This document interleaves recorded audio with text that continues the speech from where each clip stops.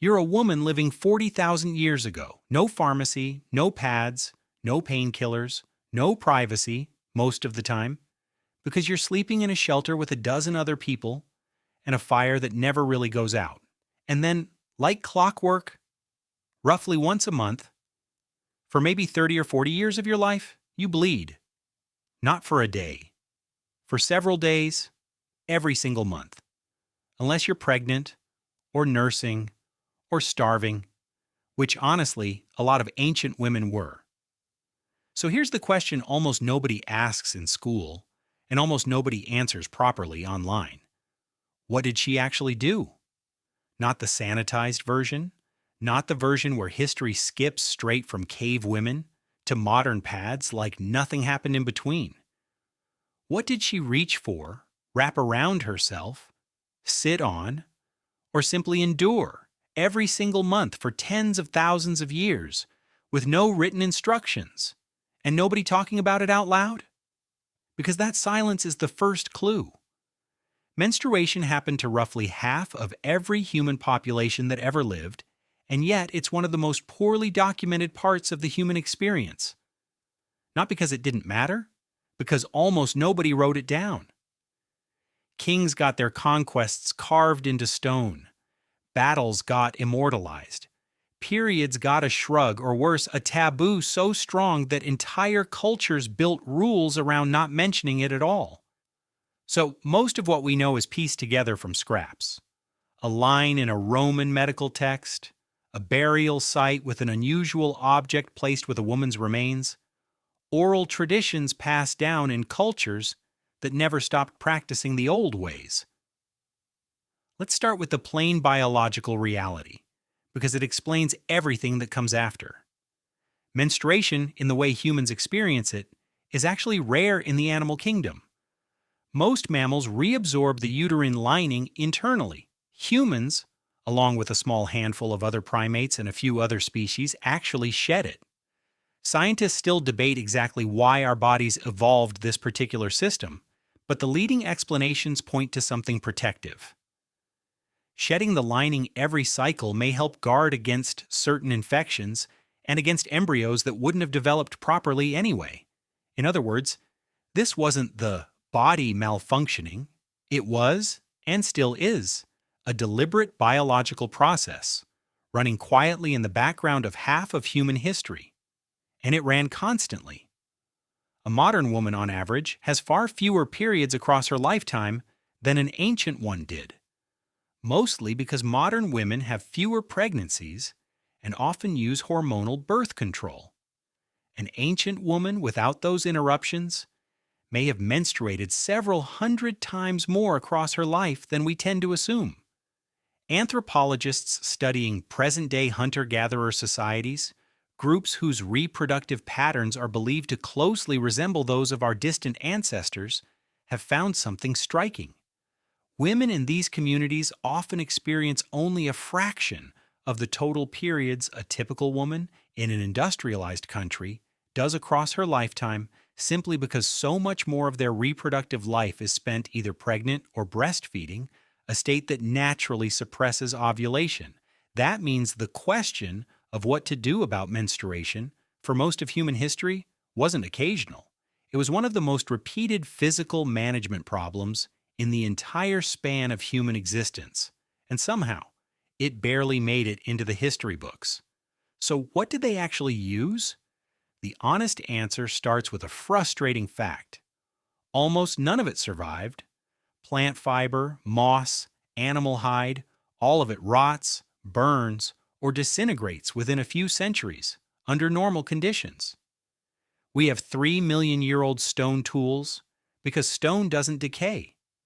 We don't have a single surviving example of what a woman from 30,000 years ago used during her period, because the materials were never built to last. What we have instead is a patchwork of later written records, archaeological hints, and, crucially, the practices of traditional societies that continued using very similar methods right up into the 20th century, giving researchers a working picture of what earlier humans likely did. Across cultures and continents, The same basic categories keep showing up again and again, independently invented. Soft, absorbent, locally available material. In parts of ancient Egypt, softened papyrus is believed to have been rolled and used internally, a method some historians consider an early ancestor of the tampon, though the evidence is thinner than people online tend to claim, and much of it comes from later Greek medical writing rather than Egyptian sources themselves. In ancient Greece, some medical texts describe lint wrapped around small pieces of wood. In Rome, wool was the material of choice, sometimes treated, sometimes not. Across parts of Africa, woven grass and soft plant fiber served the same purpose. In many indigenous communities across North America, dried moss, particularly sphagnum moss, was prized for one very specific reason. It's naturally absorbent and mildly antimicrobial, which meant women across entirely unconnected cultures, from the Arctic to temperate forests, kept independently arriving at the same solution because it simply worked. Soft animal hide, rabbit fur, and shredded bark served similar roles elsewhere. In parts of Asia, particularly Japan, paper eventually became the material of choice once paper production became widespread, tied into place with a cloth belt, a method that persisted for centuries. Notice the pattern. Nobody needed a manual. Nobody needed a manufacturer. Human beings independently on different continents, thousands of years apart, kept reaching for the same category of solution: something soft, something absorbent, something the local environment could provide for free, month after month, generation after generation. And it wasn't just about absorbing blood. Some of these materials were chosen for a second, quieter reason. Certain mosses and barks used across different regions turned out to have mild antibacterial properties, which meant the women choosing them, purely through generations of noticing what caused irritation and what didn't, were unknowingly reducing their own risk of infection long before anyone understood what bacteria even was. That's worth sitting with for a second. This wasn't guesswork passed down blindly. It was applied, tested knowledge, refined the same way most traditional medicine gets refined, through repetition, observation, and the simple fact that whatever caused problems eventually got abandoned in favor of whatever worked. It's also worth pointing out what didn't survive the transition to the industrial era quite so cleanly.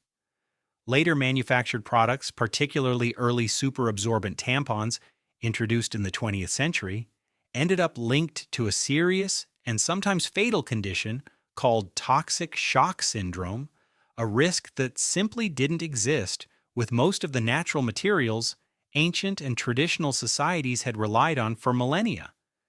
It's a strange twist in the story. The industrial version, built specifically to be more convenient and more absorbent than anything that came before it, briefly introduced a danger that thousands of years of moss, wool, and cloth never had. Manufacturers eventually adjusted the materials and the warnings, but it's a reminder that newer doesn't automatically mean safer, and older doesn't automatically mean primitive. Reusable cloth shows up constantly too, and this is the part that quietly connects ancient practice to something still happening today. Long before disposable pads existed, and long after some of the plant-based methods faded out, cloth was the default. Washed, dried, reused. In fact, cloth pads didn't disappear when disposable products were invented. In huge parts of the world, they never left. Reusable cloth is still today the primary method for millions of women, particularly in regions where disposable products are expensive or hard to access. The disposable pad, the thing many of us think of as the default, the normal option, is actually the historical outlier.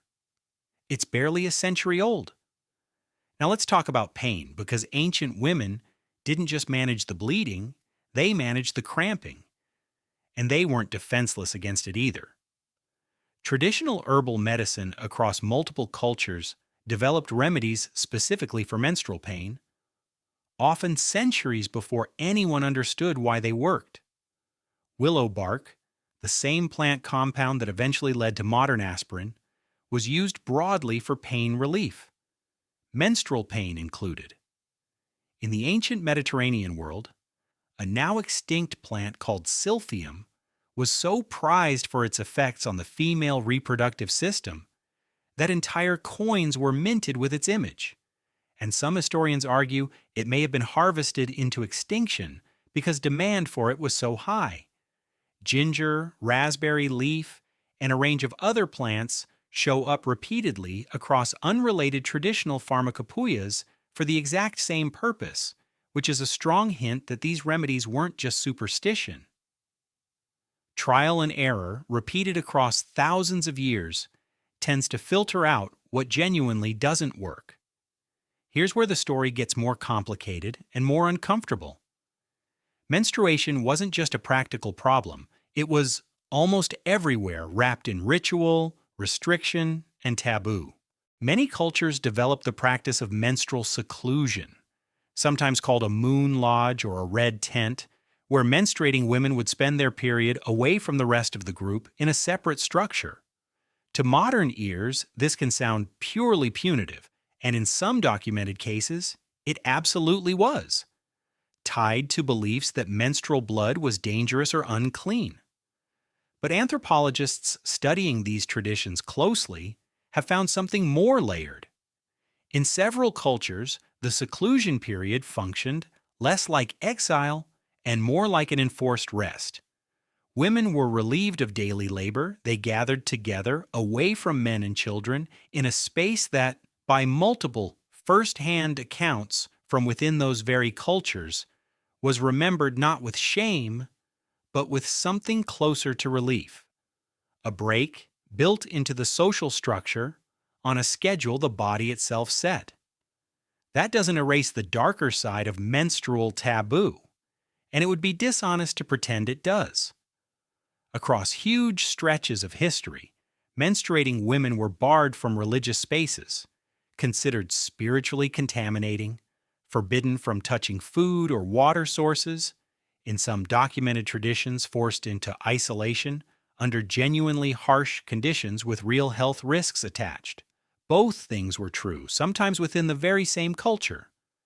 Restriction and ritual respite existing side by side depending on exactly who you ask and which century you're looking at. And there's a reason this taboo was so widespread, so persistent, across cultures that had zero contact with each other. Blood generally signals injury, it signals danger. A body that produces blood on a schedule, without wound, without illness, without dying, would have looked to ancient observers with no concept of reproductive biology like something genuinely uncanny. Some anthropologists argue that the mystery itself is what generated the taboo. Not malice, not simple misogyny, though plenty of later taboo absolutely hardened into exactly that. At the root, it may have started as fear of the unexplained, the same instinct that made ancient humans build stories around lightning, eclipses, and fire. Menstruation was one more unexplained, recurring, powerful phenomenon, and ancient societies did what ancient societies always did with the unexplained. They built rules around it. There's also a detail almost nobody mentions, and it might be the most human part of the whole story. Multiple traditional cultures treated the onset of a girl's first period not as something shameful to hide, but as an event worth marking. Formal ceremonies, celebrations, rites of passage exist in societies across Africa, the Americas, and the Pacific Islands specifically built around a girl's first period, treating it as the beginning of womanhood rather than something to whisper about. That instinct, celebration instead of concealment, existed at the exact same time in different parts of the world as the instinct to isolate and restrict. Human beings have apparently never fully agreed on how to feel about this. So what actually changed? For most of human history, menstrual management was local, reusable, and communal. Then in the late 19th and early 20th centuries, industrial manufacturing entered the picture, and the disposable pad, followed later by the modern tampon with an applicator, transformed menstruation into a private, individually purchased consumer product almost overnight, historically speaking. That shift brought real, undeniable benefits: convenience, discretion, dramatically reduced health risks compared to some of the older methods, and access to hygiene products that don't depend on what happens to be growing nearby that season. Nobody sensible is arguing we should go back to rolled papyrus. But something else was lost in that shift, too, and it's worth naming, honestly. The communal side of the old traditions, the version where menstruation was, at least in some cultures, a shared, openly acknowledged rhythm rather than a private inconvenience to hide at all costs, faded along with the plant fiber and the moss. Menstruation went from something groups of women managed together, sometimes even celebrated together, to something individuals are now expected to handle silently, discreetly, and alone, often while still facing real stigma for simply mentioning it out loud. The materials modernized. In some ways, the silence got louder. So when did ancient women actually handle their periods, and how? The honest answer is that they handled it constantly, using whatever their environment gave them: moss in the north, papyrus and wool near the Mediterranean, woven grass across Africa, cloth almost everywhere, reinventing the same basic solutions independently, over and over on every inhabited continent without ever comparing notes. They developed pain relief through generations of trial and error, some of which we still use in modified form today. They built entire social structures: rest, ritual, celebration, and sometimes exclusion, around a biological process they didn't have the science to explain, and did it with a level of resourcefulness that rarely gets any credit at all. It's one of the most universal experiences in human history, and somehow also one of the most hidden. Half of every generation that ever lived dealt with this, every single month, for years at a time, and most of that story got left out of the textbooks entirely. If this kind of history, the parts nobody bothers teaching, the everyday reality behind ancient life, is something you want more of, subscribe to the channel, because this is exactly the kind of thing we dig into here, and I'm genuinely curious about this one. If you had to survive a month in the ancient world with absolutely no modern products, what do you think would be harder to live without? The comfort or the privacy? Drop your answer in the comments. I read all of them. That's it for this one. See you in the next video.